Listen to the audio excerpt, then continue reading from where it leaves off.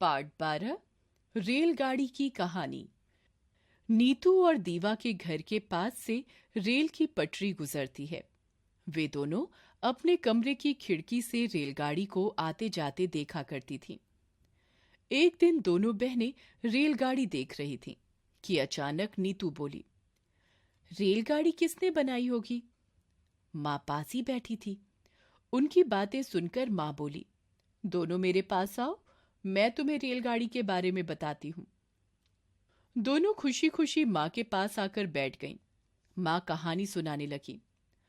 बहुत वर्ष पहले इंग्लैंड के एक शहर में एक गरीब बालक रहता था। उसका नाम जेम्स वॉट था। पढ़ने लिखने में उसका मन नहीं लगता था। वह एक शरारती बालक था। एक बार जेम्स रसोई घर में बैठा था। अचानक उसे विचित्र सी आवाज सुनाई दी। उसने देखा कि चूल्हे पर एक केतली में पानी उबल रहा है और भाप के साथ केतली का ढक्कन खटखट की आवाज के साथ उठ गिर रहा है। वह थोड़ा डर गया। तभी उसकी चाची वहां आई।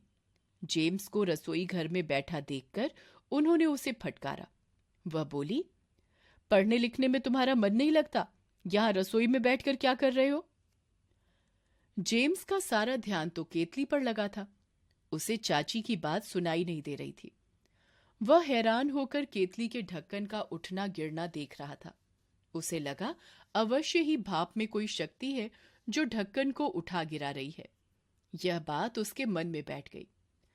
जब जेम्स बड़ा हुआ तब उसने उसी भाप की शक्ति को ध्यान में रखकर भाप का इंजन बनाया।